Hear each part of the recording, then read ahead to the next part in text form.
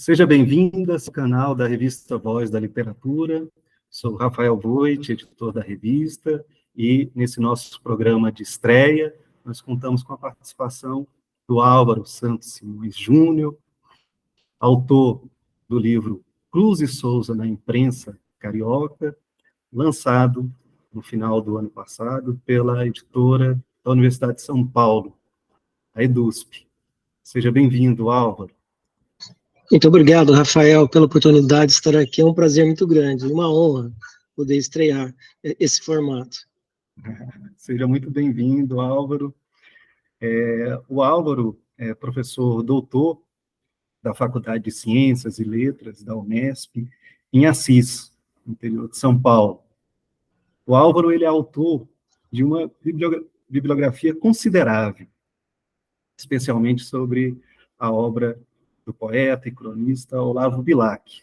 Nós vamos projetar algumas capas, Álvaro, desses trabalhos que você realizou, tá bom? Para que todos possam conhecer, e aí a gente já começa a nossa conversa a respeito do Cruz e Souza, tá bom?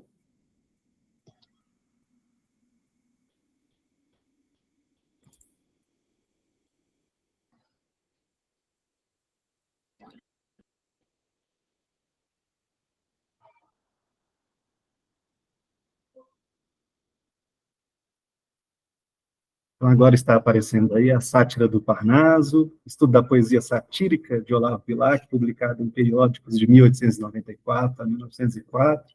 É do ano de 2007, esse livro.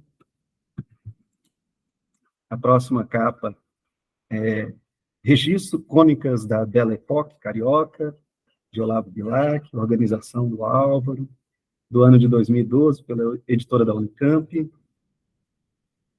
E aqui, Estudos de Literatura em Imprensa, saiu em 2015 pela editora da Unesp. Mais um pela editora da Unesp, Bilac Vivo, de 2017. A seguir, nós temos Olavo Bilac, Sátiras. E aqui, Álvaro, tentei resumir, eu sei que você tem outras bibliografias, e aqui já fica no centro da nossa conversa, Cruz e Souza na Imprensa Carioca, do Missal aos Últimos Sonetos, 1893 a 1905. Faz parte da coleção Ensaios de Cultura, é o volume 64. Lançado no finalzinho do ano passado. No finalzinho do ano passado. Eu vou agora retirar aqui a nossa projeção, Álvaro, e a gente começa a nossa conversa, tá bom? Ok.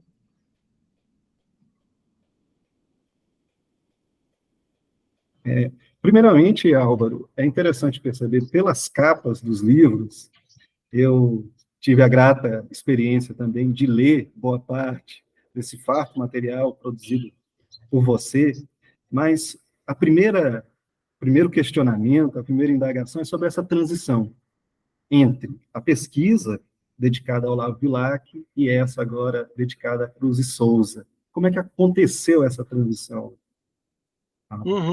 É uma questão interessante. Na verdade, tudo surge a partir de Bilac, na minha trajetória, né? O Bilac publicou uma sátira em versos na Gazeta de Notícias, o ano, salvo engano, foi 1895, era a propósito do Jardim Zoológico do Rio de Janeiro, que explorava o jogo do bicho, ou o jogo dos bichos, que deu origem à contravenção atual, o jogo do bicho, né? Tão famoso, não só no Rio de Janeiro, como em todo o Brasil. Então, houve um momento em que isso foi proibido, era uma fonte importante do Jardim Zoológico, e o Bilac escreve um poema para zombar das dificuldades do diretor do zoológico, que, do seu ponto de vista, explorava a boa-fé do público, né? E ele escreve um poema à maneira decadista ou nefilibata do Guerra Junqueiro, que era realmente um poeta nefilibata português, veterano, não era dos jovens, era um veterano. E esses versos não eram apenas, digamos assim, imitados do Guerra Junqueiro, mas eu conseguia reconhecer ali algo do Cruz e Souza, nas imagens, na musicalidade, no emprego, né, de muitas assonâncias e aliterações, né, que são próprias, e imagens-chave do Cruz e Souza, estavam presentes nessa sátira. Eu fiquei ali bastante interessado por aquela sátira, né? Porque, muito interessante, o Cruz de Souza estava em causa, havia no poema claras alusões a ele, mas o seu nome não era lembrado, não era mencionado, né? Era Guerra Junqueiro, e era lá o Barão de Drummond, o inventor do jogo dos bichos.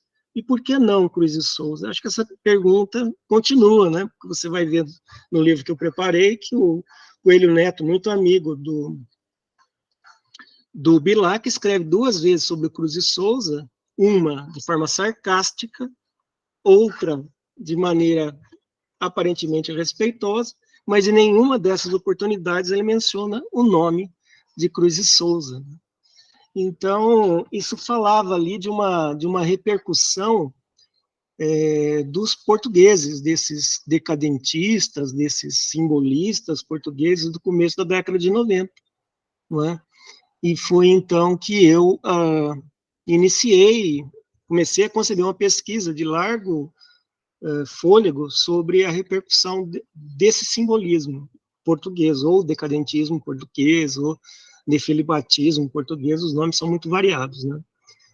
Concebi a pesquisa, pude fazer, isso me ocupou nos anos de 2010 a 2013, e acho que nunca mais parei, mas me concentrei muito nesses anos, né, de 2010 a 2013. Estive em Lisboa, passei um período de 6 meses de pesquisa na Biblioteca Nacional Portuguesa, também em muitas instituições, né, de Coimbra, do Porto.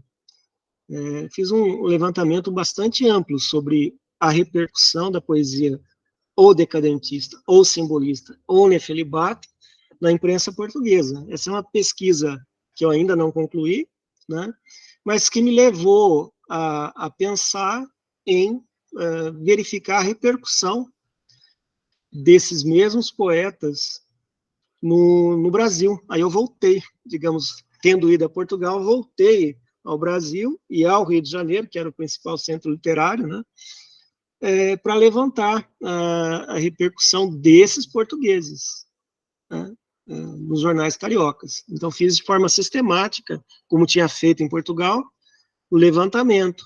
Mas aí entrou também o material dos simbolistas brasileiros, e Cruz e Souza, né, Cruz e Souza, dos primeiros poemas, porque eles ficaram dentro do escopo inicial, que era de 1890 a 1893, então estavam ali os dois, né, mais importantes e primeiros, né, Missal e Broquéis. Então já comecei a levantar o material ali sobre esses poemas, e também passei a registrar naquele momento os textos que o próprio Cruz e Souza publicava em vários, um bom número de periódicos no período.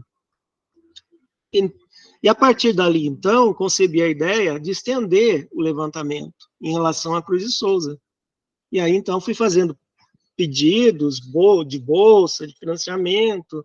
Isso foi me levando ao longo do tempo. Nem sei qual foi a última vez, deve ter sido 2018, ou não, acho que mais para frente, 2019, que eu ainda tinha auxílios em vigor, e financiamento, e bolsa, tudo em torno do Cruz e Souza, né, da repercussão da obra dele, já nessa altura, um projeto mais bem delimitado, né, a repercussão da obra do Cruz e Souza em periódicos, já indo, então, de 1893, Missal e Broquéis, até 1905, publicação do último livro que ele preparou, né, que são os últimos sonetos.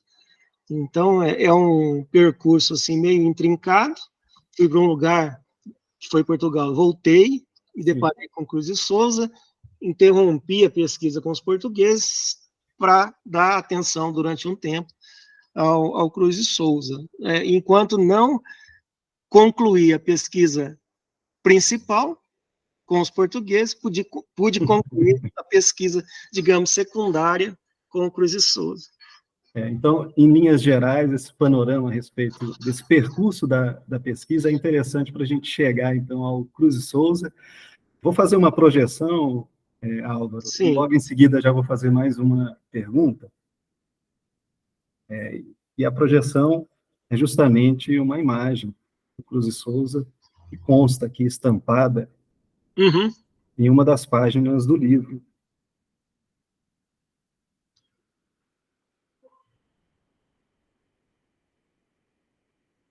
Sim. Aí já do Missal, né? Da época de lançamento do Missal. E Maurício Jubim. Quem é Maurício Jubim? Esse era um amigo, né, pessoal dele, um ilustrador, artista plástico, e, na verdade, essa ilustração é a propósito da morte, né, em homenagem à morte do Cruz e Souza, publicada numa Polianteia, que foi uma publicação especial da cidade do Rio, né, para o Cruz e Souza. Então, quem pôde mandou um poema, quem pôde mandou um pequeno texto de perfil do Cruz e Souza, depoimento, né? Sim. Homenagens variadas. E esse artista, então... Há outras ilustrações ainda anteriores a essa, Álvaro? Então, há uma famosa que saiu na Revista Ilustrada, mas ela em escala muito pequena. Eu vi que, inclusive, ela é usada em capas de livros, né? Que traz o Cruz e Souza com um missal enorme, né?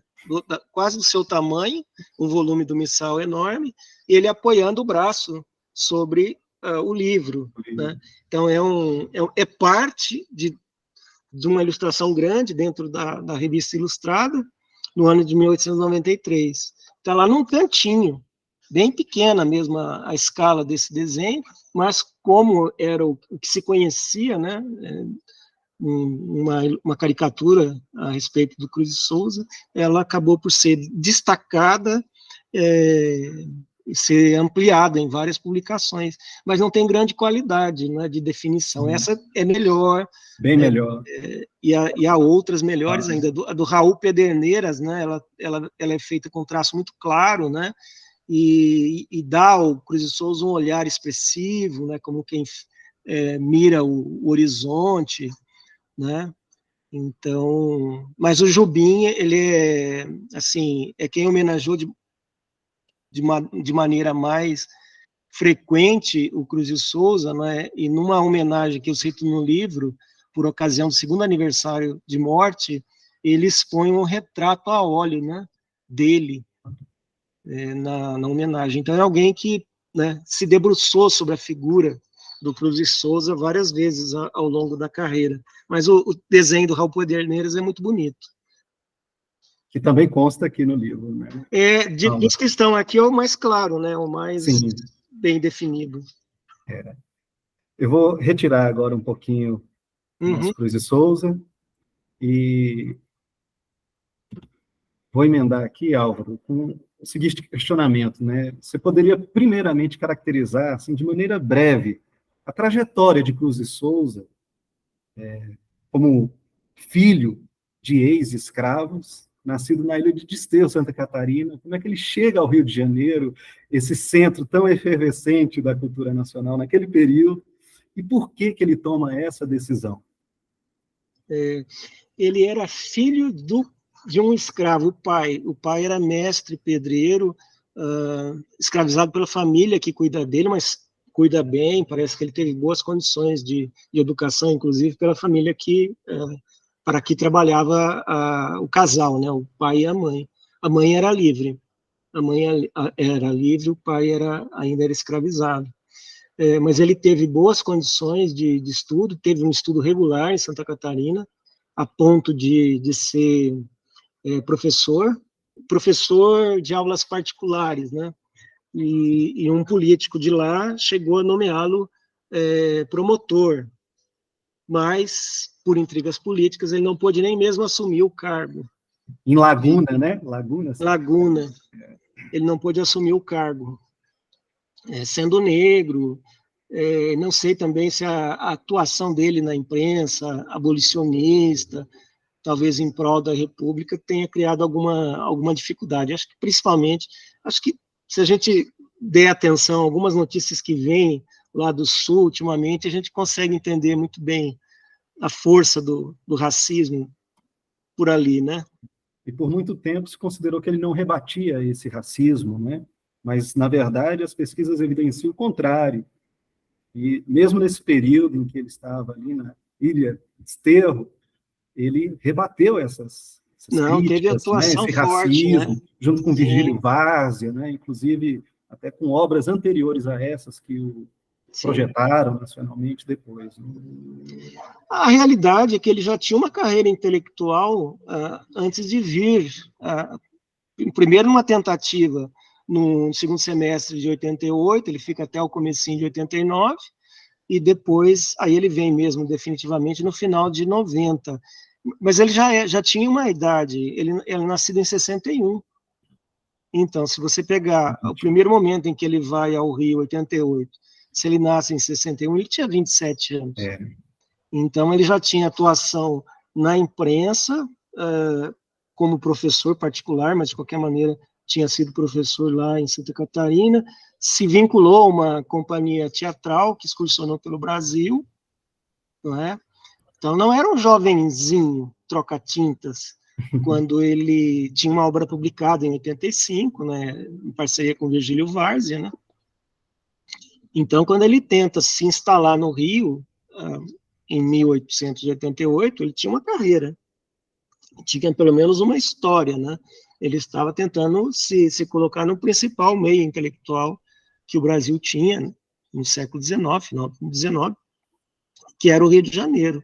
Então, essa inserção dele no ambiente cultural do Rio de Janeiro foi pela imprensa. Ele passou a escrever para a imprensa.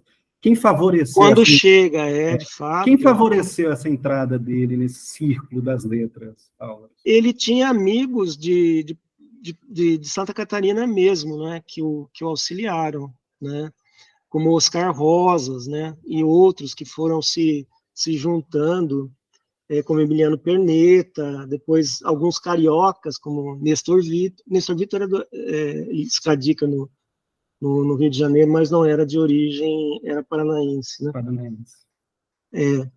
Então, são várias pessoas com as quais ele vai se articulando ao chegar, mas é na imprensa que ele consegue as primeiras atividades profissionais, trabalho remunerado. Eu acho que ele escolheu mal a princípio, né? O primeiro jornal ao qual ele se vincula foi a Cidade do Rio, do José do Patrocínio. Negro, abolicionista, porém um péssimo administrador. Mas ele começa a escrever em 1890 para a cidade para do o Rio. Isso, logo que ele chega ali, ele começa a participar. O primeiro veículo no qual ele escreve Cidade do Rio. Coincide com a entrada do Olavo Bilac também na cidade do Rio. Depois o ele ano parte... de 91. O ano de 91. Sem dúvida, ele estava por ali já. E ele não se estabelece. A cidade do Rio abria as portas para muita gente. O mal é que ela não pagava. Não pagava os salários, né? Ou não pagava regularmente. E parece que pior ainda para o Cruz e Souza, né? Então ele acaba, nesse período do Rio, migrando de uma redação para outra. Então nós vamos encontrar material dele, Cidade do Rio, daqui a pouco é Novidades, daqui a pouco é o Tempo, vai para a Gazeta de Notícias, e ele não se fixa, não encontra espaço, dão-lhe atividades secundárias. Acho interessante, Álvaro, no livro você menciona, assim, de maneira, acho que até exemplificativa, o artigo dele sobre Emílio Zola. Me parece, assim, também bastante central nessa discussão, como um contraponto entre a própria poesia, considerada simbolista, decadentista, e a maneira como ele se expressava nesses artigos. Porque boa parte da crítica também se centrou nessa questão da linguagem. Então é interessante perceber como a atuação dele na imprensa demonstra, na verdade, um sujeito ali que mantinha, né, ali, assim dizendo, né, toda a competência, né, para atuar na imprensa, para escrever de maneira até abundante ali, né, em vários veículos. Então, com essa característica, né, de quase um jornalista, como muitos foram à época. Então, creio que ele tem escrito com bastante intensidade, quer dizer muito, mas não tenha assinado. Como ele fazia trabalhos da cozinha do jornal, que é escrever pequenas notas, chamadas fait divers, coisas do gênero, ele não assinava. Então, é possível que os jornais trouxessem pequenas notícias de incêndio, acidentes, intrigas familiares e assim por diante, que fossem de sua autoria. Mas isso não é assinado. O que ele acaba publicando, assinando, e isso é reconhecido, depois, inclusive, é transportado para os livros póstumos que são organizados, o que ele assina é material propriamente literário.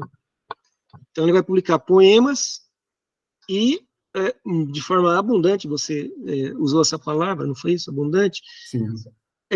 Os poemas em prosa, que vão dar em mensal, vão dar depois outra série, evocações, e depois, postumamente, serão recolhidos em livros também, né, a partir do momento que sua obra começa a ser publicada de forma mais sistemática. Então, ele chama a atenção, na época, com esses poemas em prosa, que não tem semelhantes, né? Não tem nada parecido, a não ser textos assinados pelo Raul Pompeia, na época, né? Então é nesse momento que acende aí um pouco essa questão dos novos, os novos que estão surgindo a partir dessa manifestação do Cruz de Souza. Então, tudo começa, como muita coisa naquele período, a título de galhofa, xiste, brincadeira, com o Pardal Mallet, que falava dos novos, que era um grupo de intelectuais que estavam disputando espaço e até mereciam maiores oportunidades, né? Então, Pardal Mallet começa a falar dos novos, depois ele fala do jornal, né, que esses novos iriam lançar, que seria o Diário Popular, mas o nome era errado, porque depois o jornal sai como Folha Popular, e o Pardal Mallet dizia que seria o jornal Revolta, né?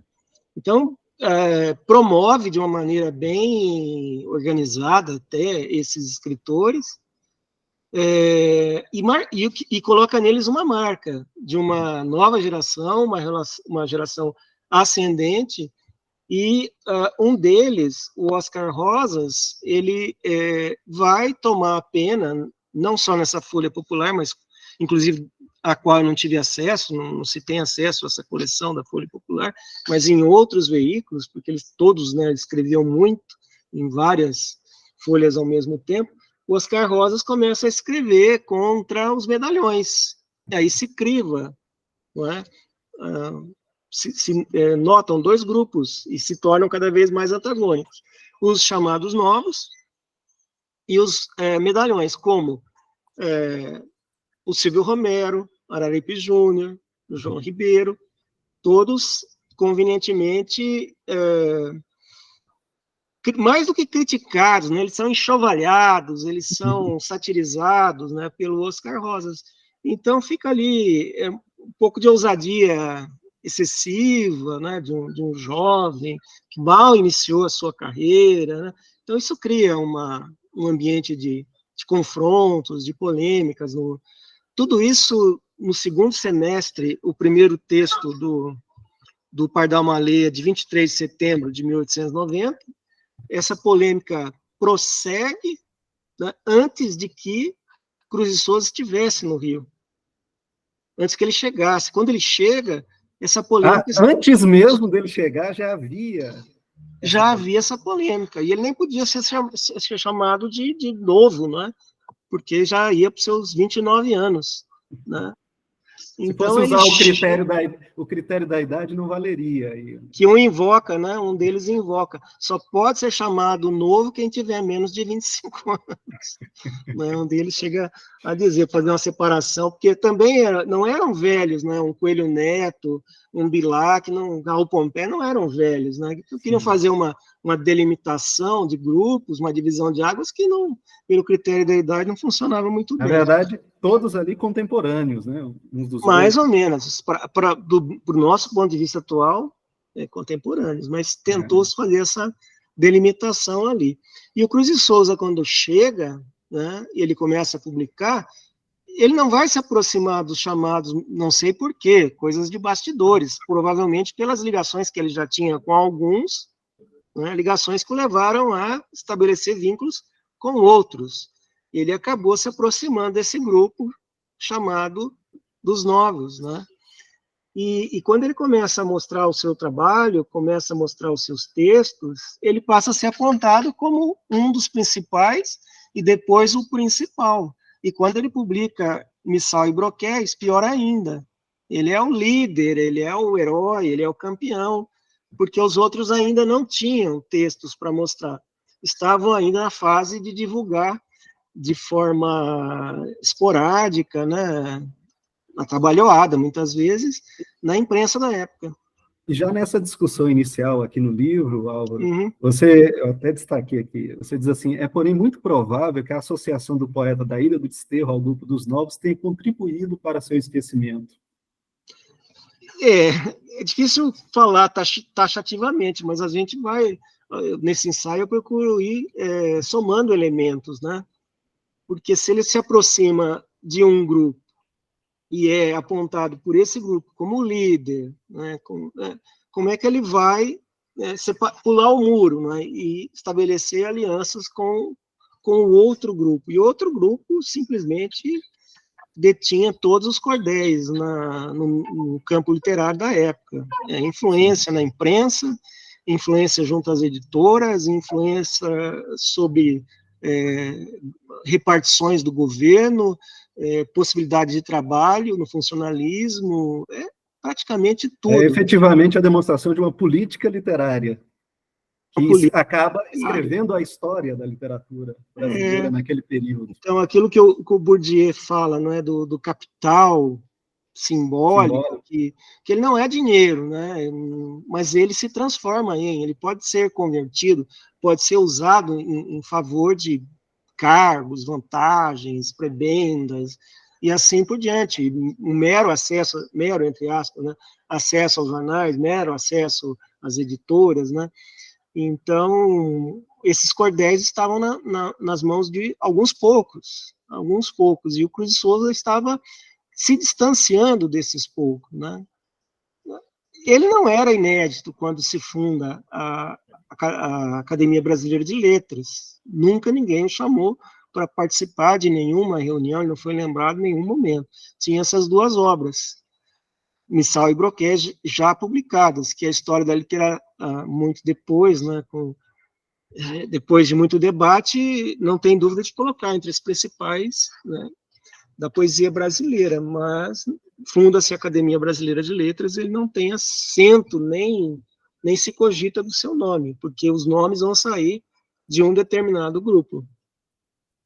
Então, há coisas que eu não digo no livro, né? Por exemplo, para mim, o texto escrito pelo Carlos Magalhães de Azeredo, que depois de textos jocosos, mais ou menos equilibrados, sobre o Cruz de Souza, 2 livros, né? Os 2 primeiros, Missal e Broquéis, quando já tinham saído textos sobre os Broquéis, o segundo livro, ele vem a público na Gazeta de Notícias, que não era um jornal desprezível, era o jornal do Machado de Assis, a Gazeta naquela hora, ele vem a publicar uma crítica do Missal, quer dizer, uma crítica que foi retardada, né?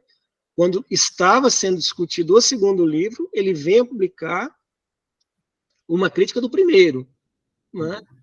E uma crítica demolidora. demolidora, uma verdadeira pá de cal que ele tentou jogar sobre o Cruz e Souza, e no texto aparece que é um líder, os jovens estão na cidade eufóricos sobre os livros dele, olham para ele, para esses livros, como se fossem santos, né, que estivessem no altar, mas estão todos equivocados. O bom senso se ri desse comportamento, e ele, Carlos Magalhães de Azeredo, declara ter ficado um tanto quanto surpreso com os posicionamentos, mesmo que ambíguos, favoráveis, sobre esses 2 primeiros livros, né?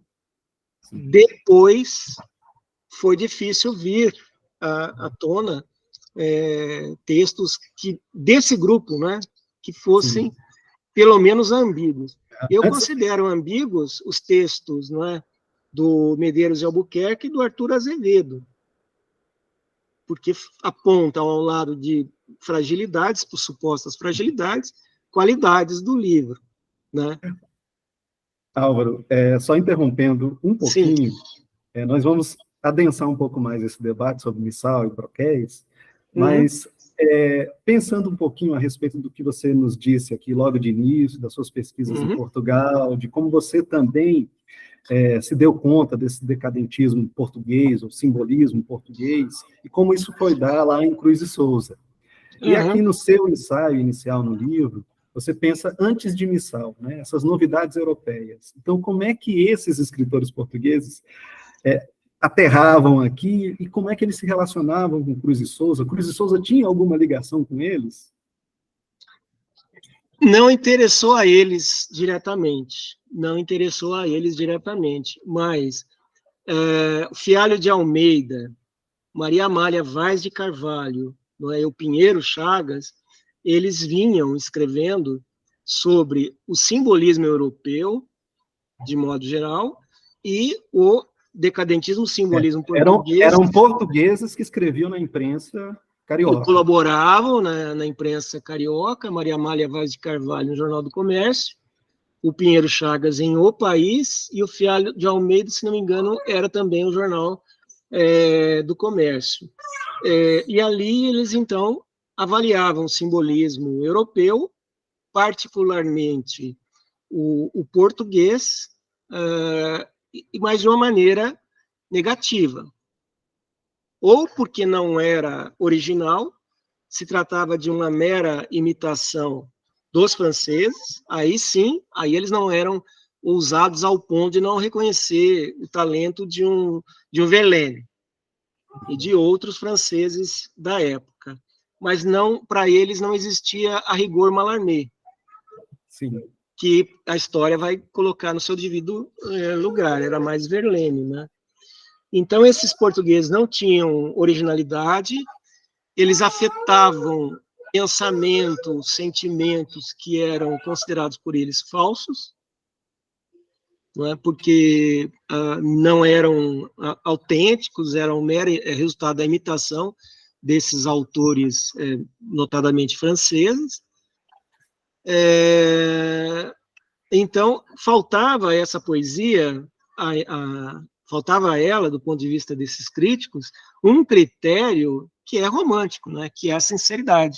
Imaginar que a poesia é o reflexo direto da interioridade, da subjetividade de um poeta. Então, já começam a surgir novas concepções de poesia, né? Concepções de uma poesia mais artesanal, trabalhada intensamente, do poema como objeto estético, né? Mas isso não estava no horizonte dessa crítica mais tradicionalista. E por vezes, nessa roda simbolista, se considerava como neorrealista, não é? Ou seja, uma novidade do neorromantismo, né? Um neorromantismo, né? Um novo romantismo que estava surgindo. Havia muita perplexidade diante das obras que chegavam, né? E entre alguns portugueses jovens, a fonte mais respeitada, na qual eles se debruçavam algumas vezes, era Almeida Garrett. Não eram franceses exatamente, né? Então, existe uma mistura de águas ali, mas eles, portugueses, estavam em busca do novo. Então, é uma poesia de caráter experimental, do ponto de vista da versificação, das soluções formais, está também em busca de novos temas, há um vislumbre do inconsciente, né, em algumas produções, uma poesia de grande ambição metafísica, em alguns casos, né? Então, tudo isso era muito novo, e a crítica portuguesa ou não entendia, ou não aceitava, ou achava que aquilo era uma empulhação. Então, acaba por vir, antes do Cruz de Souza estrear em livro, e começa a chegar ao Brasil via jornais do Rio, e ser divulgada, uma crítica hostil, seja ao decadentismo propriamente dito, seja ao simbolismo. Em Portugal, essas duas concepções acabavam se misturando, né? Ali fica difícil dizer o que é uma coisa e o que é outra, né? Então, quando Cruz de Souza estreia, já há uma visão, sem falar no trabalho, né, de outros críticos estrangeiros, como Cesare Lombroso, italiano, como austríaco, húngaro, né, Max Nordau, que esposavam ali teorias que condenavam não só a poesia como a arte moderna, de modo geral, como a arte degenerada, expressão de desequilíbrios psíquicos, né? A arte moderna como um sintoma de loucura, né? Então, veja que havia ali eu menciono os portugueses, que eles teriam sido importantes para a reputação do decadentismo e do simbolismo entre nós, mas há de se mencionar todo um debate que houve na França em torno justamente dessas novidades. Uma coisa sobre a qual não tem muito... Pois não. Álvaro, que aí no caso, né, do ambiente francês, considerando aí que a via lusitana talvez não seja a via do próprio Cruz de Souza, mas Verlaine já é de uma década anterior, não é? Era o mestre, era assim, uma referência, um poeta que era muito admirado, até mesmo imitado por uma geração ascendente, que também tinha, lá na França, né, em Mallarmé, um outro ídolo. Então, e sem falar de Baudelaire. Né? Então, eles tinham essas referências, procuravam seguir esses passos. Mas a percepção desse movimento aqui era enviesado. Passava por essa recepção portuguesa, né, e passava por aquilo que era possível receber aqui sob forma de livros, revistas e periódicos, né? Dos correspondentes, né? E dos correspondentes também. E de correspondentes, aquilo que vinha, né? Somente aquilo que vinha. Então, um dado interessante do movimento, seja o decadentismo mais descolado mesmo na França, seja o simbolismo, né, também mais descolado na França, é uma espécie de náusea diante da vida moderna, diante do materialismo, diante da literatura, né, que eles às vezes empregam com aspas, né, comercial, industrial, dos romances que são vendidos na casa dos centenas de milhares de exemplares. É um pessimismo, né? Uma onda pessimista que chega ali no final do século, né? No final do essa virada, né? Do 19 para o 20, onde se inserem várias dessas correntes literárias, né? Entre elas o simbolismo, né? Fica ali sempre muito ligado ao decadentismo, como se fosse a expressão quase máxima, né? Desse momento. Então, eles têm essa postura, né, de uma certa náusea diante desse contexto em que a literatura é comercializada, seja sob forma de romance folhetim, crônica escrita para jornais que alcançam em Paris a marca de 1 milhão de exemplares vendidos. Então, é uma escala, assim, sem precedente histórico, né? Então, da parte desses artistas ditos de vanguarda, já se pode dizer que o simbolismo será uma vanguarda literária, né? há uma recusa dessas vias da grande imprensa, das grandes editoras. Então, o que vai acontecer? Eles vão ter as suas petit revues, que são as suas pequenas revistas artísticas, muito bem trabalhadas de todos os pontos de vista, seja das artes gráficas, seja das ilustrações, dos textos, da crítica. Então, é como se eles quisessem reservar um espaço incontaminado para eles, de interesses econômicos e tal, né? Então, eles criaram as Petit Revues. Algumas, como Mercure de France, com o passar do tempo, se tornam grandes. O Mercure é um caso particular, né? Porque é uma Petit Revue, depois se torna uma grande revista e depois uma grande editora, com o passar do tempo. Mas lá no Nascedouro, eles visavam a esse tipo de publicação. E os seus livros também, poucos livros, plaquetes, pequenas obras, publicadas em pequenas tiragens, né? O Mallarmé era um poeta de parca publicação e que retinha durante muito tempo seus textos antes de publicar, mais assíduo era o Verlaine. O Rimbaud, uma carreira meteórica, e seus textos foram publicados também de modo mais espaçado no tempo. Então, é uma produção parca, tiragens escassas, e era ali que eles defendiam seus pontos de vista, porque os outros veículos estavam dominados por uma crítica antagônica, para não dizer muitas vezes hostil, né? E o que é que vinha para o Brasil? Vinha dessa imprensa burguesa, digamos assim, da França, os grandes veículos, eles chegavam aqui. A Revue du Monde, que era uma revista também de grande tiragem, ela circulava muito aqui, muito intensamente no Brasil, final do XIX, começo do século XX. E não se encontravam textos favoráveis ao decadentismo do simbolismo nesse tipo de publicação, né? Então, se juntavam a raridade das publicações e a massa maior de textos críticos, digamos, né, que vinham da França e que vinham também já modificados, transformados, simplificados por Portugal. Às vezes, o melhor ficava pelo caminho, às vezes aquilo era desprezível, né? Mas se era simplificado em Portugal, em torno de algumas palavras-chave, né? Pedras de escândalo e assim por diante. Sim.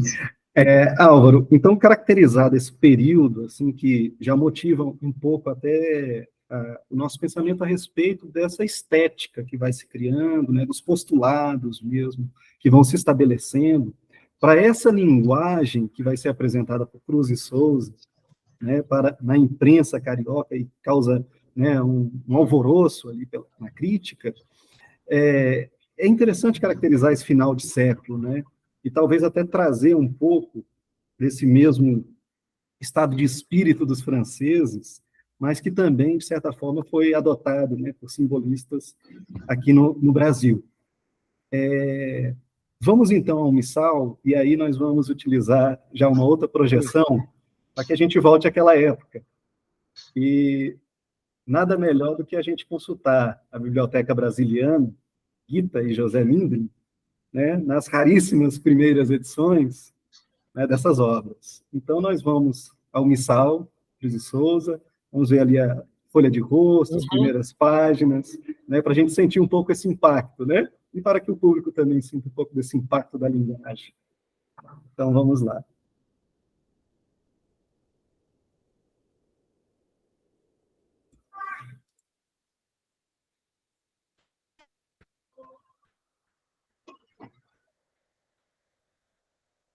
Então, está aí o Missal, a folha de rosto, o Brasil Sul, destaque, Brasil Sul, 1893.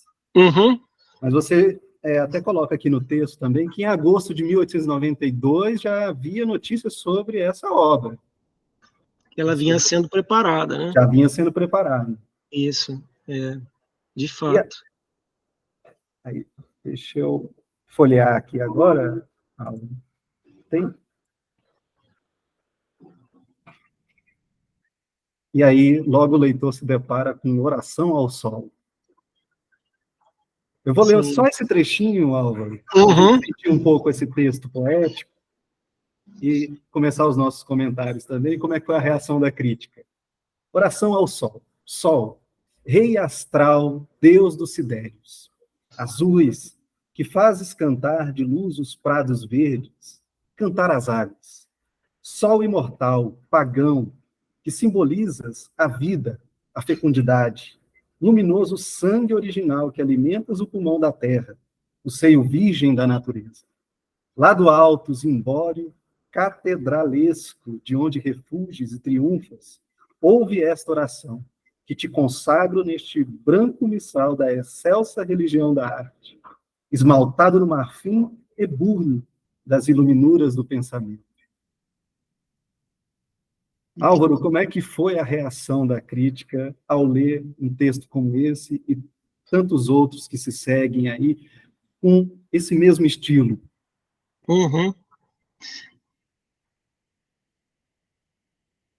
A sua imagem cortou um pouquinho, Rafael, não sei se ainda me ouve.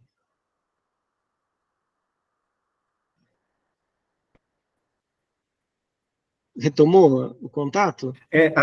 Agora sim, Álvaro. Muito bem. Então, a questão, qual que foi a reação, então, da crítica diante do missal? Eu acho que o texto do Carlos Magalhães de Azeredo é bem significativo, porque o que ele faz em parte do seu ensaio, né? Ele tenta classificar os textos recolhidos no missal nas categorias, nos gêneros que ele conhecia na época. Então ele vai dizer, não é conto, não é prosa poética, não se pode chamar de fantasia, né? Porque havia um gênero, às vezes, mencionado, fantasias, né? É um quadro descritivo, não é um quadro descritivo. Olha, é triste, mas era a demonstração de que o crítico não conhecia o gênero que estava sendo praticado ali pelo Cruz de Souza, poema em prosa, né? Não era exatamente uma novidade, né? Desde Baudelaire, né?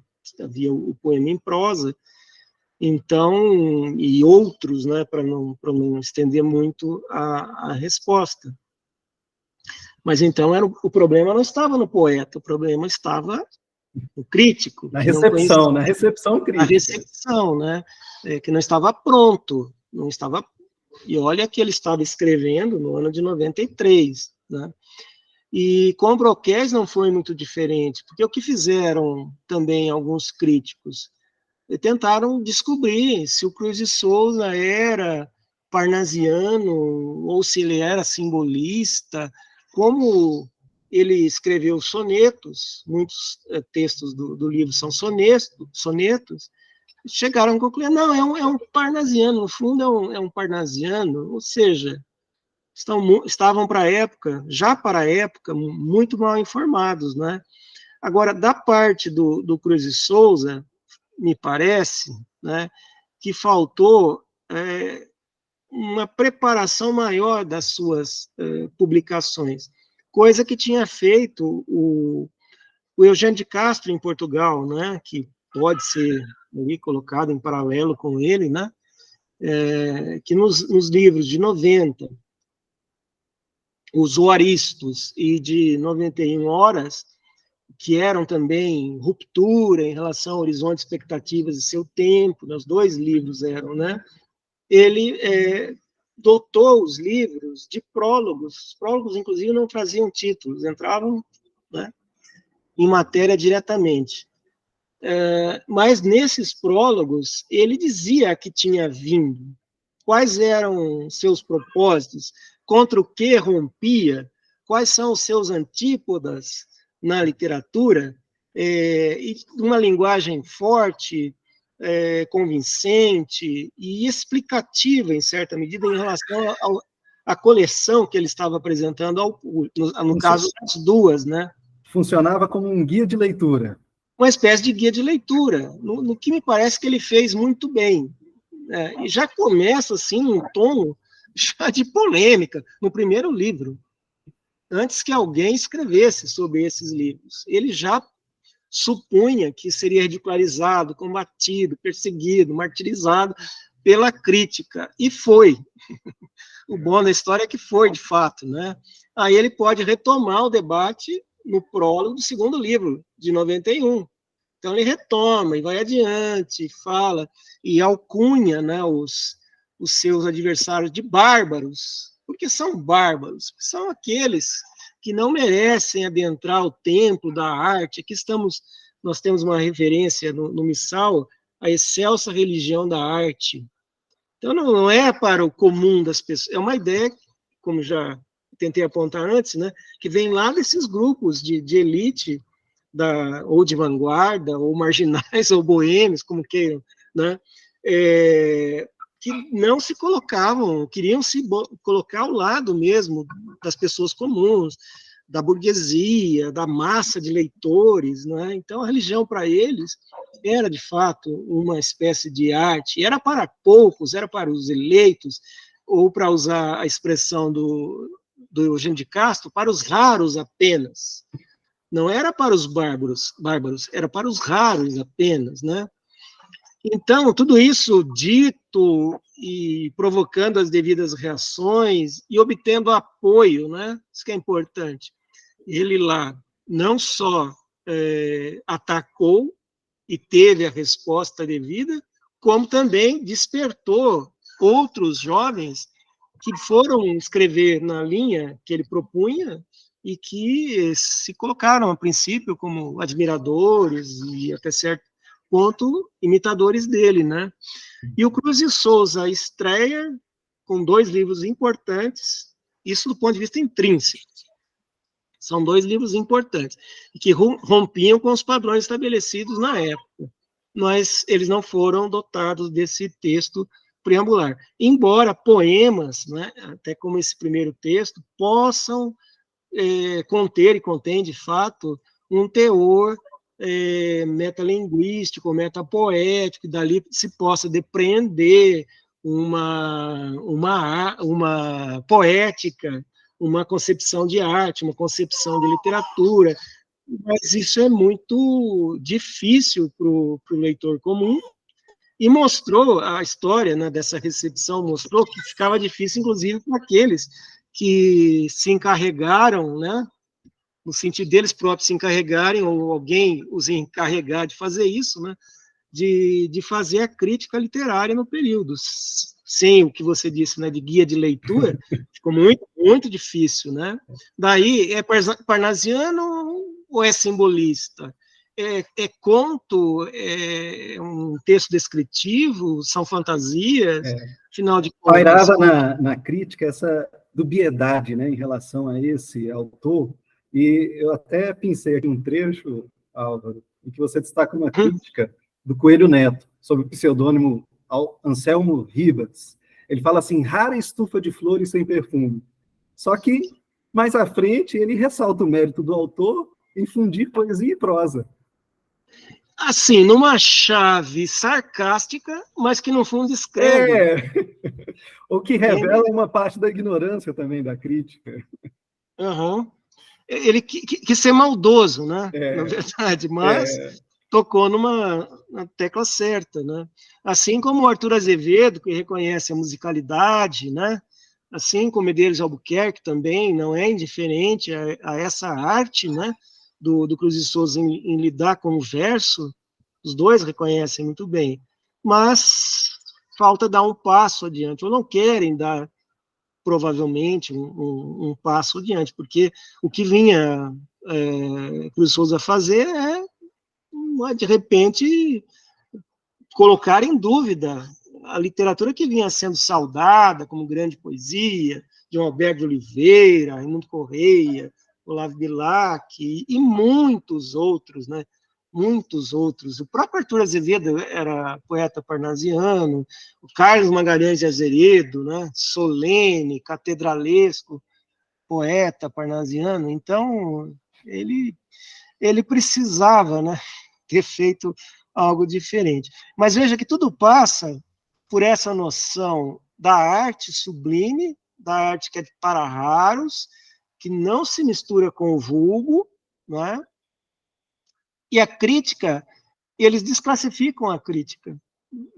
No livro tem um texto do Arthur de Miranda, fala, olha, eu estou escrevendo aqui a respeito do texto do Cruz de Souza, mas não, por favor, não me confundam com um crítico. Eu não sou um crítico, não quero fazer crítica, né?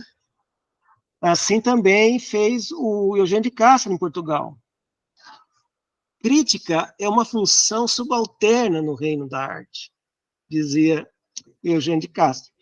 Então é como se os poetas estivessem lá em cima, né?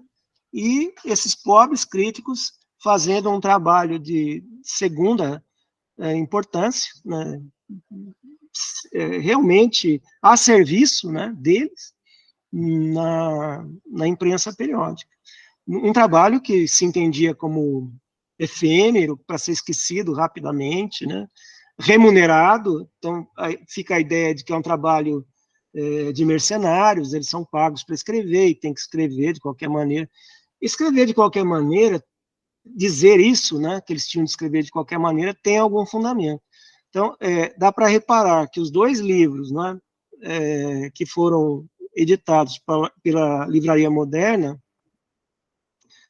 eles receberam a atenção dos jornais, né, a atenção dos periódicos diários, né, e também de algumas revistas, de modo regular. Os livros foram publicados, eles foram noticiados, eles foram comentados, inclusive com elogios ou aos textos propriamente ditos, e muitas vezes ao acabamento material deles, né? O que inclui papel, nitidez da impressão, acabamento formal, acabamento tipográfico dos textos. Era um elogio à editora, né, de Domingos Magalhães. Por que isso?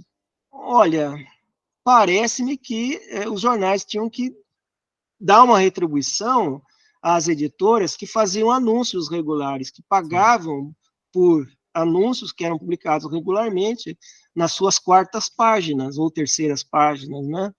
Então existe ali um encontro de interesses e os jornais não poderiam deixar passar batido o livro, fosse de quem fosse, mesmo sendo de um negro, né? Tendo sido publicado por uma livraria que era cliente, né, da casa. Então, publicava. Né? Um exemplo bem interessante que eu menciono é do Guerra Junqueiro, né, quando ele publica o seu livro de poesia, em 1892, O Simples, e esse livro é vendido pela Garnier, no Rio. Então, a Garnier, uma poderosa anunciante dos jornais. Mas choveram as matérias, então não me parece casual, né? Que tenham chovido as matérias sobre o Guerra Junqueiro, vendido na Garnier, anunciado pela Garnier, e ao passo que outros portugueses, tendo publicado no mesmo período, não receberam tratamento semelhante. Então, existe ali um acordo de cavalheiros, né? E então, curioso, depois do Carlos Magalhães de Azeredo, dessa tentativa de pá de cal, o Cruz de Souza não mais consegue publicar. Ele já tinha livros prontos, né? Ele morre deixando inéditos. Ele não consegue mais publicar seus livros. Eles vão ser publicados, né, ao longo de 7 anos, no sistema de subvenção. Subscrições era o nome que se empregava na época. Antes da gente chegar nesse capítulo, aqui eu menciono como capítulo, mas não é um capítulo do seu livro, não, né? É um capítulo mesmo dessa trajetória do Cruz de Souza. Vamos passar aqui para os broquéis, porque parece que ali já a coisa começa a engrossar ainda mais para o lado do Cruz e Souza, mas eu teria uma pergunta inicial sobre isso, que é em relação a essa, a gente já percebe uma mudança do Missal para o broquéis. Será que essa crítica severa que ele sofreu nessa primeira obra alterou alguma coisa no curso aí dessa trajetória poética dele? Vamos ver lá os broquéis agora. Também de 1893.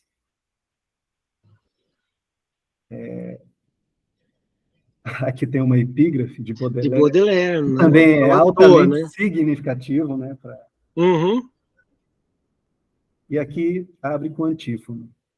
Sim.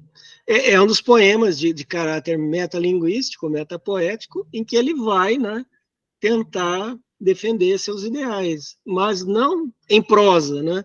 Sim. Teria sido bom que ele fizesse as duas coisas, por que não? Que ele apresentasse um programa ali no início, sob forma de prosa. E não usou imprensa, Nós acabamos de observar que publicou muito poemas, né, e poemas em prosa, e fez até ali a defesa do Zola para a Academia Francesa de Letras e tudo mais, mas não teve uma participação nos debates literários como teve lá em Portugal o Eugênio de Castro e outros contemporâneos seus na imprensa portuguesa. Ali foi rico o debate, e favoráveis e contrários, né, às novidades literárias. Aqui, parece-me que acabou prevalecendo essa noção da Torre de Marfim, da religião da arte, e de que a imprensa é algo desprezível, ou a crítica que se faz na imprensa é algo desprezível, né? Então... Talvez tenha faltado até um pouco, como você mesmo ressaltou, em relação ao Eugênio de Castro, até mesmo Verlaine, né? Tem um verdadeiro manifesto ali, né, uma arte poética, já indicando ali um caminho, né, que caminho seguir, dessa musicalidade, né, desses novos símbolos, dos novos significados, de significados ou dos antissignificados daquele momento, né, do decadentismo, o que estava na atmosfera daquele tempo. E Álvaro, assim, o dado também aqui do seu estudo, que ressalta para a gente, né, que vai ganhando força, vai se avolumando, é a questão dessa crítica que passa a versar aí com essas teorias racistas, e que passa a ser uma crítica racista também. Essa crítica aparece desde já, ou ela vai aparecendo para e passo? Então, foi um crescente, né? É o Araripe Júnior, o primeiro a associar o teor da poesia do Cruz de Souza a sua etnia, a sua ascendência racial. Foi o primeiro, e não de uma maneira negativa, já não era boa maneira, mas era uma forma de tentar compreender o poeta à luz dos pressupostos que vigoravam em seu tempo, né? Sim. Eu até tenho um trecho aqui, sim, Álvaro, pois não. Da página 205, já é na parte do livro, né, para quem está nos assistindo aí compreender também, que o Álvaro faz a transcrição das críticas que são comentadas aqui no estudo inicial, ele transcreve aqui na segunda parte do livro, que é muito interessante também, porque torna mais acessíveis esses textos até para outros estudiosos também poderem consultar. E aqui tem toda a crítica do Araripe Júnior, mas logo num parágrafo inicial aqui, que ele escreve lá para a revista A Semana, ele diz assim: o fato mais interessante que ocorreu durante o ano passado, no acampamento das letras, foi a tentativa de adaptação do decadismo à poesia brasileira. A responsabilidade desse cometimento cabe ao senhor Cruz e Souza, autor do Missal e dos Broquéis. Essa transplantação literária torna-se tanto mais curiosa quando se trata de um artista de sangue africano, cujo temperamento tépido parecia o menos apropriado para veicular a flacidez e a frialdade hierática da nova escola. Para um olhar um pouco inocente, talvez isso passe até um pouco despercebido, né, Áureo? Mas, na verdade, vai sendo salpicado aí nessa crítica essa questão, né, etnológica, como se a crítica se fundamentasse basicamente nisso, como se os defeitos que eram encontrados, segundo a crítica, nesse texto poético, se devesse, né, ao chamado defeito de cor. Sim, há uma associação. E aponta-se uma incompatibilidade entre essa ascendência do poeta e seu esforço, em última instância, que gira no vazio, não plenamente logrado, de tentar assimilar uma proposta poética altamente sofisticada que seria do simbolismo ou decadentismo franceses, né? Então, para usar a imagem lá do Mário de Andrade, é o tupi tocando o alaúde, né? É o tupi tentando tocar um alaúde. Aqui é o escravo, né? É o africano, o negro, tentando dedilhar a lira europeia, né? Então, ele vai, nesse texto, né, que é do retrospecto literário do ano de 1893, ele vai dizer que é um escritor brasileiro que é um negro sem mescla, ou seja, não é mulato, como muitos outros havia, né, inclusive Machado de Assis, né? Ele era negro sem mescla, então ele vai atribuir a ele o que a época atribuía como próprio da etnia, do negro. O negro é o primitivo, né? Então ele vai manifestar na poesia um estado de maravilha diante das conquistas, das manifestações da civilização, né? Como se fosse o selvagem, né, desfilando no panorama civilizado e depois traduzindo esse maravilhamento, né, no seu trabalho. Pelo menos na minha leitura, Álvaro, assim, me causou verdadeiro espanto, né? E, assim, eu vou projetar agora alguns poemas que foram feitos justamente para atacar o Cruz e Souza. Ou seja, além da crítica, ainda havia, né, uma carga pesada e uma artilharia pesada de sátira. Não foi só a crítica que foi usada contra ele, mas a sátira, replicando fatos semelhantes acontecidos em Portugal e na França, Bélgica e assim por diante. Então, vamos projetar aqui. Vejam só já o título. O título. Na Costa da África. E aí inverteram, né, o sobrenome. Souza e Cruz. Saído lá na Gazeta de Notícias. Para retirar qualquer dúvida a quem se destinava o soneto, né? Exatamente. E aí começa, vamos até fazer a leitura aqui, só de alguns trechos, né? Vejam só, ao final ali, o terceiro. Festa convulsa, exata de alegria, candongas, bonzos, tudo enfim havia, missais, broquéis, pipocas, bugigangas. E antes disso, e vi então torcicolosamente numa dança macabra a turba ardente de pretinhos a rir, trajando tangas. Então são coisas desse nível, não é mesmo, Álvaro, que se lia nessas sátiras, e há uma continuidade a essa sátira. A sátira tem algum pico, né, porque acaba por reproduzir aquele advérbio em mente, né, que prolonga, tem um efeito buscado muitas vezes pelo... É uma marca estilística do Cruz de Souza que o sujeito parodia ali, né? E na última estrofe ele usa palavras de origem africana. Sim. Ele cria uma musicalidade, né, baseada em aliterações das oclusivas ali, mas com palavras de origem africana. Quer dizer, de um lado, recurso estilístico do Cruz de Souza, de outro, uma alusão sarcástica à sua origem, né? É de uma crueldade a toda prova, né? E publicado na seção A Pedido, né? Você já via ali mesmo... que seria o equivalente a esses canais que temos hoje na internet, onde se diz qualquer coisa, sem qualquer responsabilidade. Na época havia seção A Pedidos. E ali continuou, né? O sujeito, provavelmente o mesmo autor, já assina ali possivelmente o mesmo. E aí começa, espiritualizante manipanso, gerado nos confins de Moçambique, acaba de passar na arte um debique, sonoramente em mórbido balanço. Ó Cristos de ouro e de marfim, não canso de convulso gritar que foi a pique a velha escola romba, ei-lo cacique, nunca se viu assim tão grande avanço. E aí segue. Uhum. Mais uma vez, a alusão à sua ascendência, que lhe daria, né, um primitivismo de nascença, digamos assim, né? E há uma alusão também a espiritualismo, né? Essas menções à liturgia do catolicismo, isso é muito presente, não só na poesia do Cruz de Souza, mas de outros contemporâneos. Então, quem escreveu as sátiras tinha ali um bom conhecimento, né, de Cruz de Souza, da poesia contemporânea, e é um relativo, é um bom satírico, né, ao tentar trabalhar o gênio.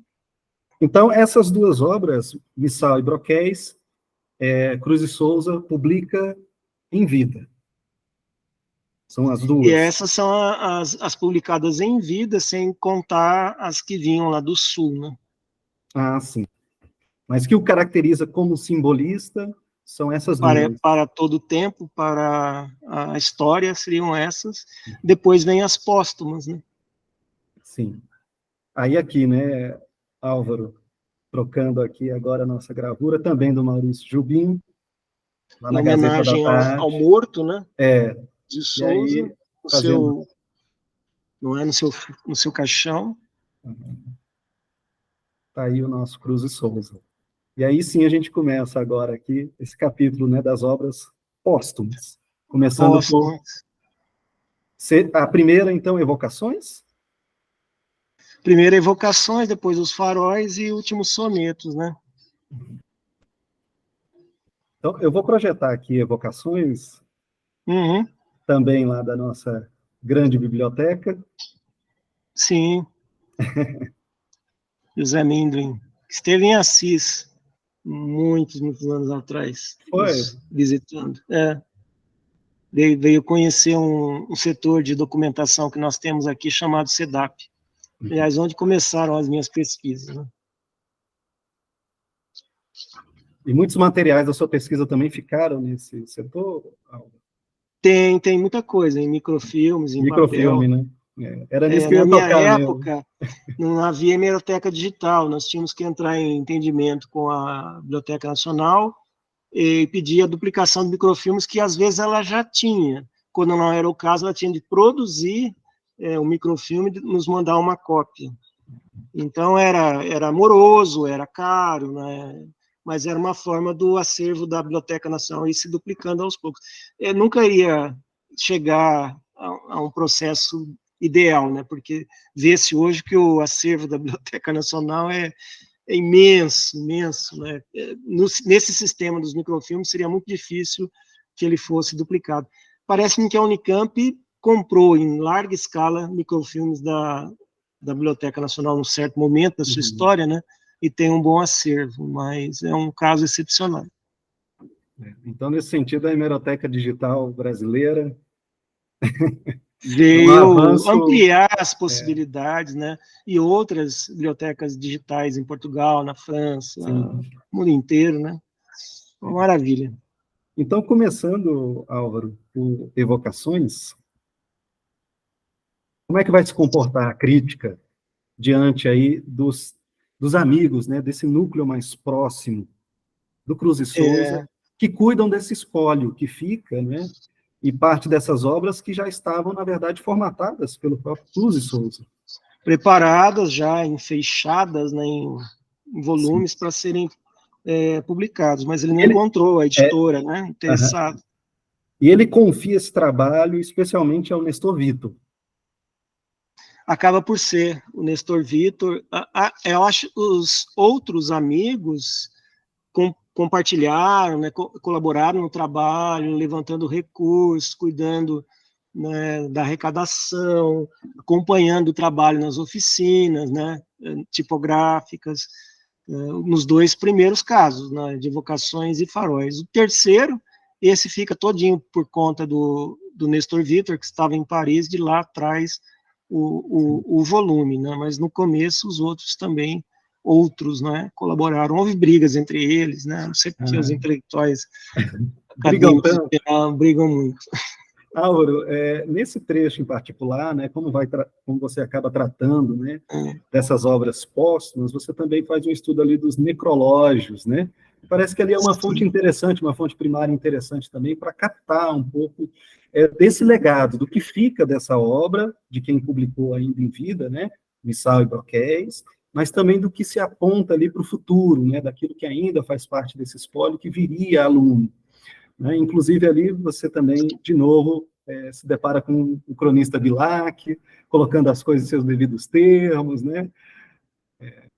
Colocando o parnasianismo de um lado, o simbolismo de outro. E sempre, do ponto de vista desse outro grupo, é um poeta sincero, porém incompleto,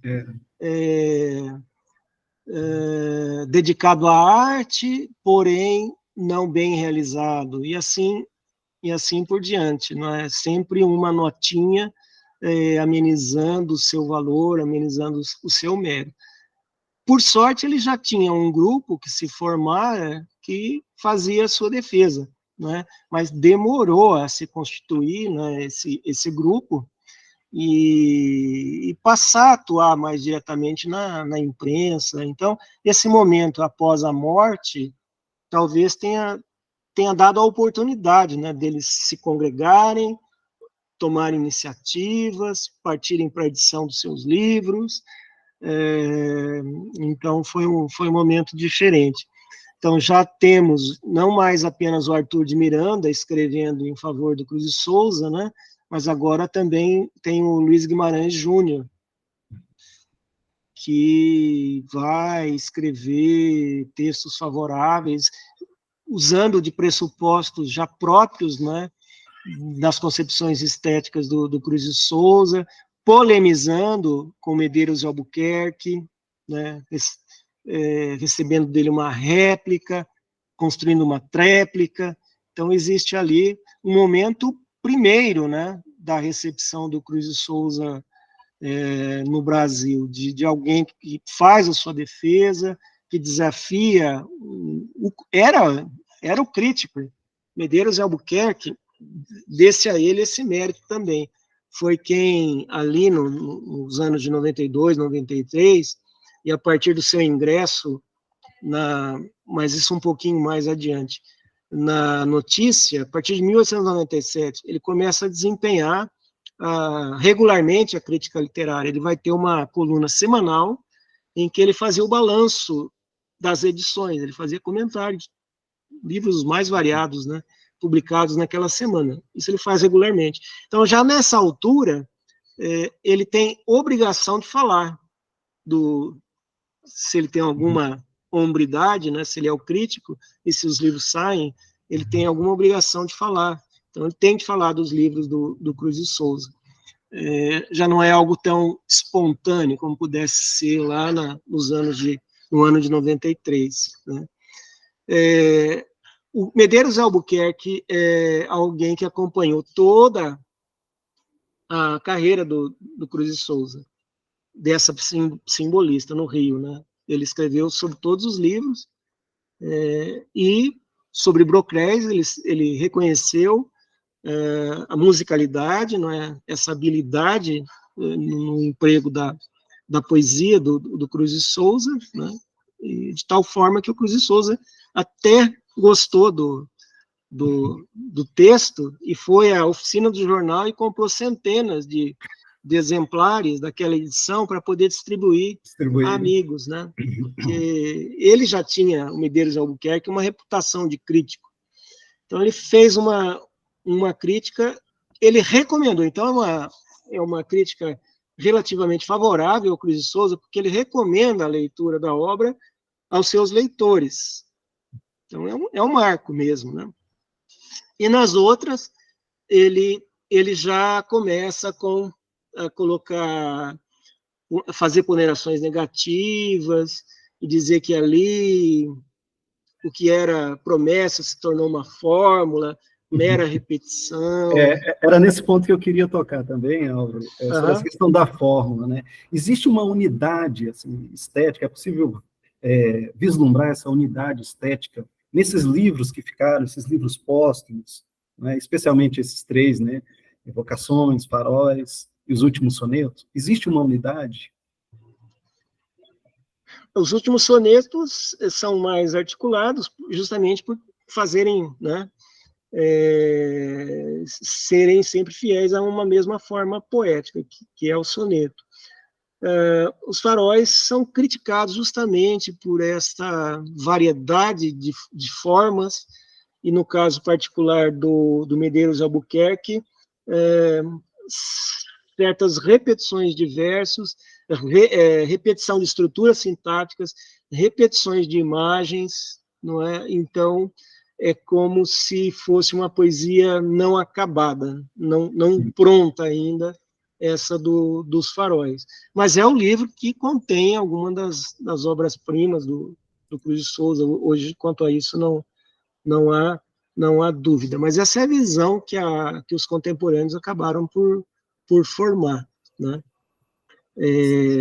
E também as evocações foram criticadas, porque nada acrescentava em relação ao missal, por exemplo, né? Então, o Medeiros Albuquerque tinha ali visto um potencial nos primeiros livros, começa a amenizar seu posicionamento, né, e acaba por se formar esta visão entre um certo grupo do Cruz de Souza como um poeta malogrado, um artista, né, um escritor que não conseguiu se realizar completamente. Mas essa era a visão, como eu disse, de um grupo. Esse outro grupo que foi se formando ao longo do tempo, ainda não numeroso, né, já está trabalhando com critérios atualizados, próprios do Cruz de Souza, né?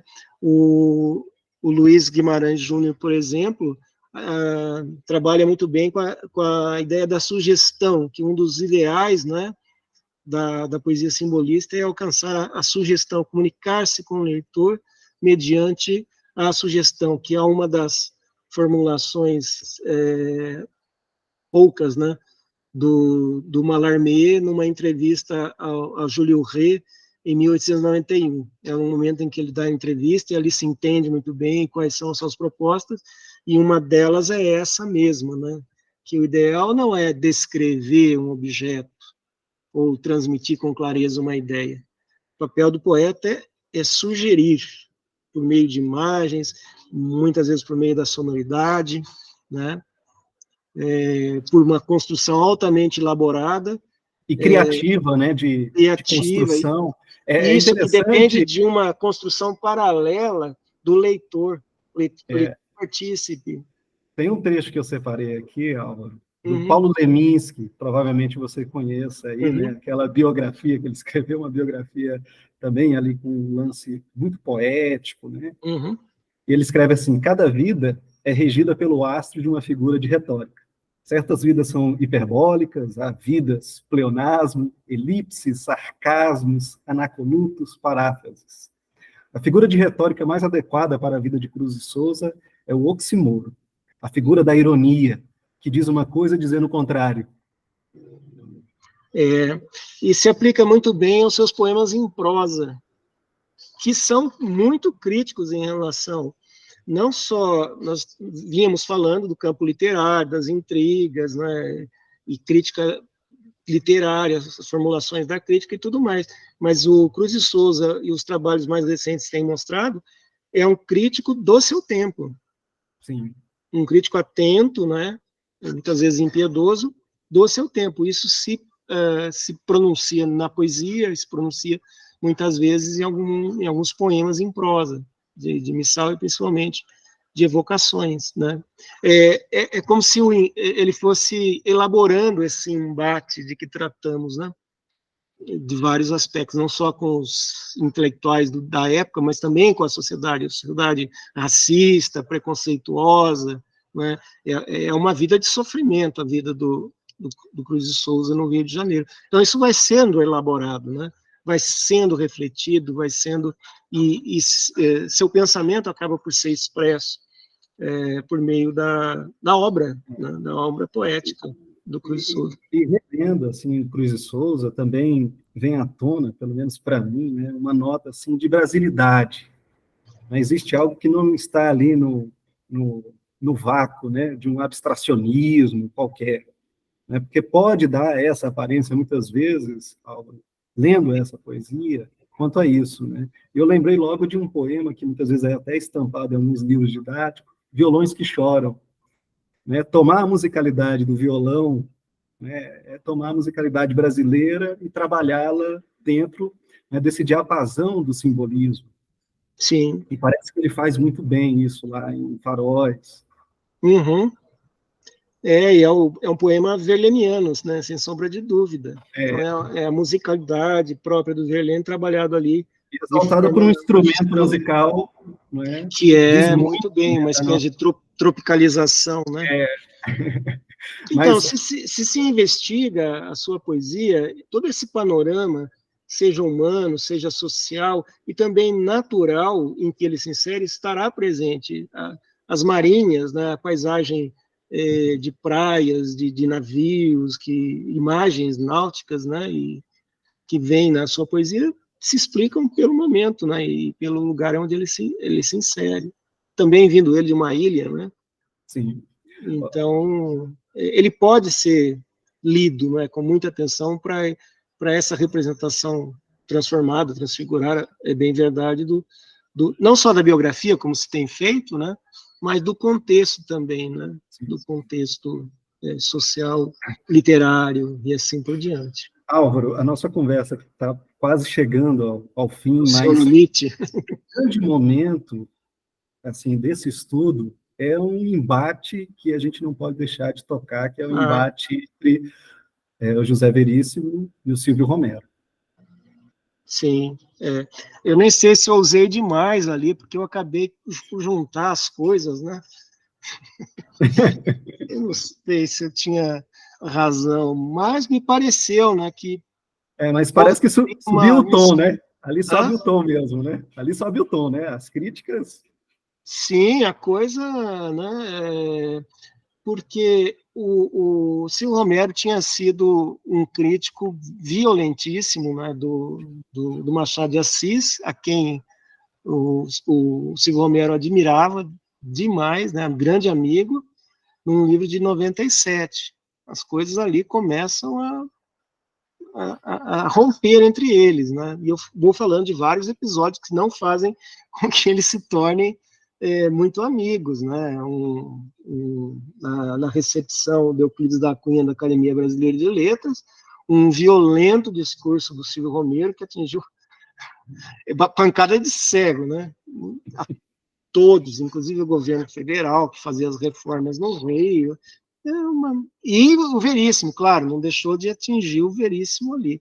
Então, eles ficam trocando farpas ao longo do tempo, e assim como o Romero tinha escolhido seu algoz do Machado, e 3 anos depois ele coloca no patamar elevado o Cruz de Souza, dizendo que é o maior poeta em 400 anos de história do Brasil, porque ele escreve o texto... Licença, Álvaro, só para ler esse parágrafo inicial que você escreve, assim, como já se mencionou, Silvio Romero, um dos mais importantes membros da Academia Brasileira de Letras, retificando sua própria opinião e entrando em contradição com suas concepções etnográficas, considerou Cruz de Souza como o melhor poeta que o Brasil produzira em sua história. Sem dúvida. No livro do Centenário, um livro comemorativo de 1900, não é? Então, ele deveria fazer um balanço, né, e nessa hora, provavelmente para surpresa de todo mundo, né, ele dá essa posição... Depois isso tudo é ridicularizado, combatido e tal, mas ele o faz Sim. Numa aplicação importante, que é o livro do Centenário.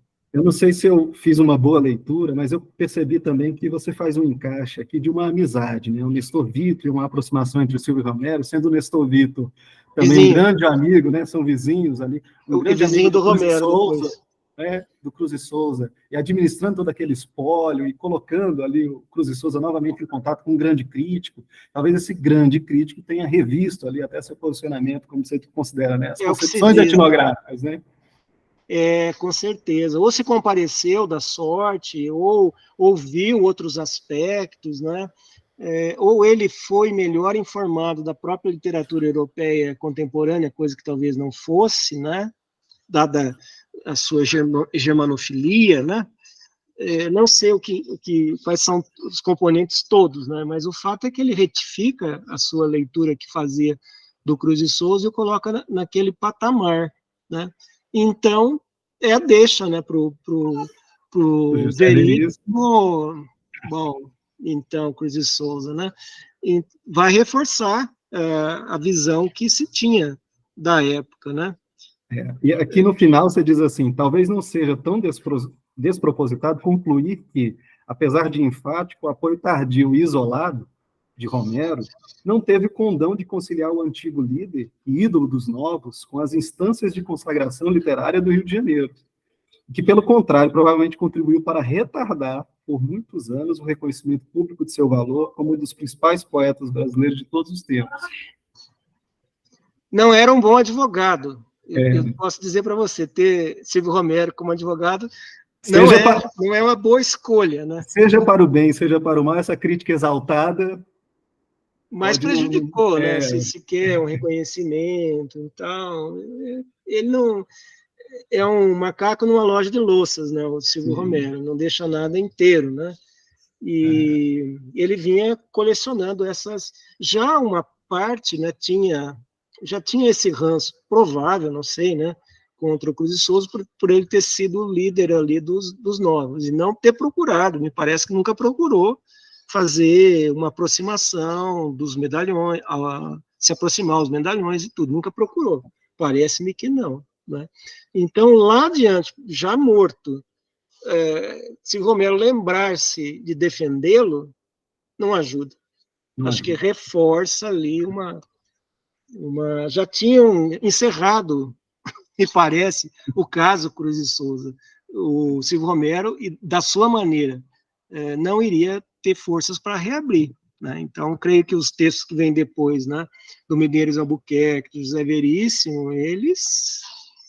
Não há mais o que dizer a respeito do Cruz e Souza. Aquele texto de 1906 do Veríssimo, ele simplesmente identifica na poesia e numa espécie de junção, de contribuições do Araripe Júnior lá em 94, e depois de textos do Medeiros Albuquerque posteriores. Então ele vai atribuir, né, à poesia do Cruz e Souza a monotonia barulhenta do tantã africano. Então, não se queira... Faz lembrar até aquela sátira que a gente projetou aqui, né? Sim, que reforçou a ascendência, né, do Cruz e Souza. Então, não se queira alegar, como se fez a princípio, como se ele dissesse isso, não se queira alegar, como se fez a princípio, a poesia do Cruz e Souza, uma harmonia, uma sonoridade, uma musicalidade, porque é uma monotonia barulhenta. Sim. E, além do mais, não é feita com arte que possa ser chamada de europeia, ou de raízes europeias, ou clássicas, ou respeitáveis. É um tantã africano. É um primitivo tentando tocar uma lira, ou um tupi tentando tocar, não pode ser tupi, né? Será um africano tentando tocar o alaúde. Depois ele vai atribuir ao Cruz e Souza, no mesmo texto, uma mesquinha condição de negro. E depois vai dizer que foi ele um negro bom, sentimental. E o incrível é que esse texto do José Veríssimo venha figurar no futuro, na história literária, como uma retificação de visão, que ele acabava por ver, finalmente, qualidades em Cruz e Souza, me parece que não é bem isso, né?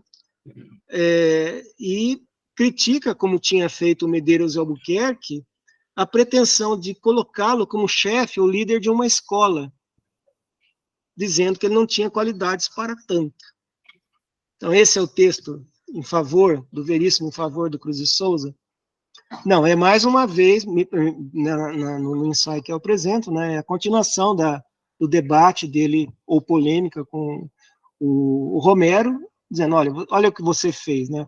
Esse poeta aí que você colocou como o maior em 400 anos, é esse aqui, que não sabe nem tocar um tambor africano. Né? Álvaro, a nossa conversa já está chegando ao fim. Lamento, uma boa experiência.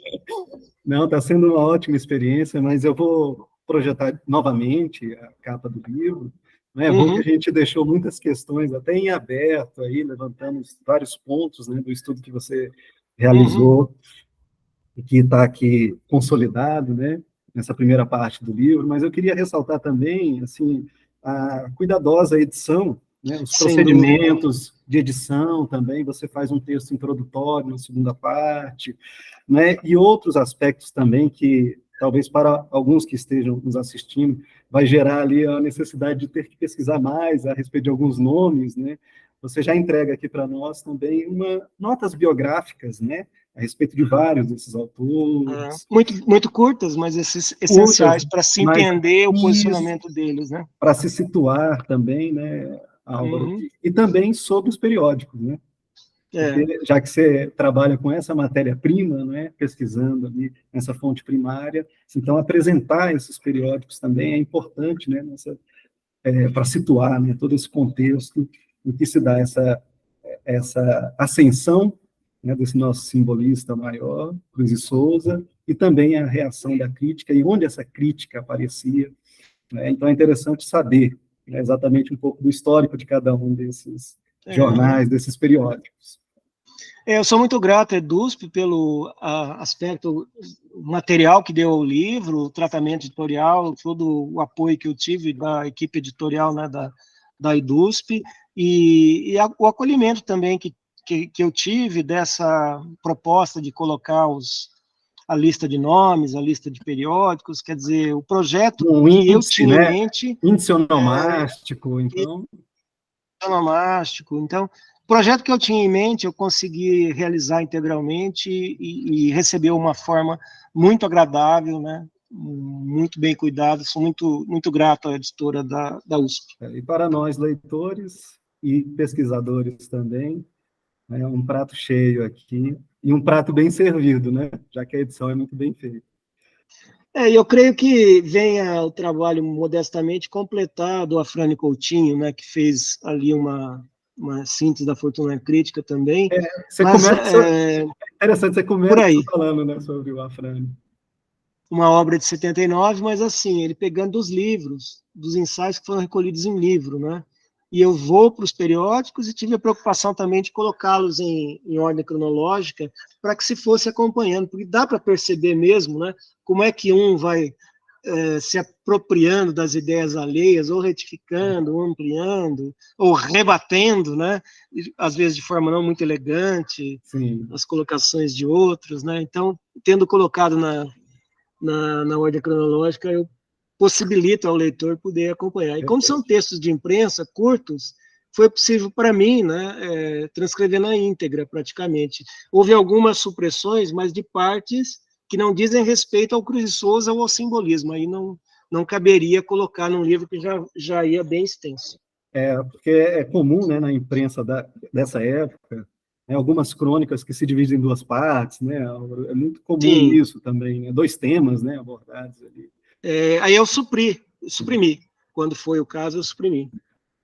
Mas, Álvaro, novamente, tem que deixar aqui registrado a nossa gratidão, né, pela sua participação aqui hoje, nessa nossa estreia, na estreia do canal da Voz da Literatura. Você sabe que esse espaço aqui, desde sempre, está aberto, né, a você, as suas obras e as suas pesquisas também.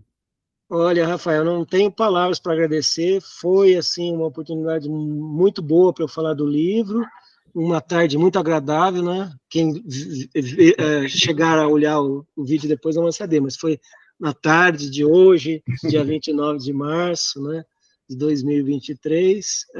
Então, agradeço demais ao a promoção que você tem feito do meu trabalho e não de hoje, né? E gostei muito de colaborar no seu periódico em algumas oportunidades, foram exercícios muito gratificantes, escrever um texto curto, né, que pudesse trazer um relato das pesquisas em andamento. Aliás, um deles, de alguma forma, está contemplado aqui no livro. Exatamente. O Cruz e Souza também aparece lá no acervo da nossa voz da literatura. Muito Então, bem. novamente, fica registrado o nosso agradecimento. Eu vou agora só dizer os finais para encerrar, então, o nosso vídeo. Uhum. Então, assim, nós finalizamos a primeira gravação de uma série de conteúdos que vamos disponibilizar aqui no canal da revista Voz da Literatura, com essa proposta pequena, mas muito corajosa, de funcionar aí como um intermediário, né, entre as pesquisas que vêm acontecendo no campo literário, aqui no Brasil, e entregar para o grande público, né, vídeos assim, com conversas, que tornam, né, ainda mais interessantes, né, a conversa com os pesquisadores torna ainda mais interessante a leitura dessas pesquisas e também a leitura, principalmente, da matéria-prima nossa, que é a literatura. Então, assim, fica o convite também para que vocês renovem suas leituras de Cruz e Souza, que tenho certeza que terão uma experiência ainda mais interessante depois dessa. Então, vocês já sabem, para conhecer os mais variados temas da literatura, acesse as matérias da revista pelo site vozdaliteratura.com ou por meio do nosso perfil no Facebook ou no Instagram. Agradecemos por assistir a Voz da Literatura. Até o próximo vídeo. Um abraço e boas leituras.